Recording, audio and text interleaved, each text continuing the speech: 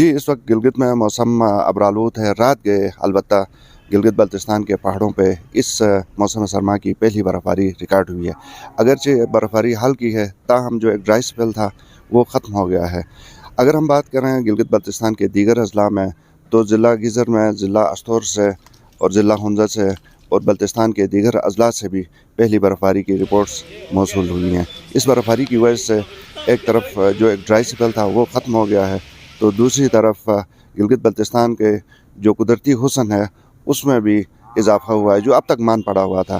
پچھلے سال کی بات کریں تو موسم سرما میں اور خاص طور پہ جنوری میں یہاں پہ اچھی خاصی برف باری اور بارش ہوئی تھی اور اسی وجہ سے گلگت بلتستان میں برف باری نہ ہونے کی وجہ سے نہ صرف یہ کہ یہاں کا جو قدرتی حسن تھا وہ مان پڑ گیا تھا بلکہ ٹورزم کا ایک جو بہت بڑا انفلکس تھا وہ بھی اس سال متاثر ہوا ہے. اور یہاں پہ اور خاص بات گلگت بلتستان کے اندر ہونے والے سرمائی کھیل بھی بہت حد تک اس وجہ سے متاثر ہوئے.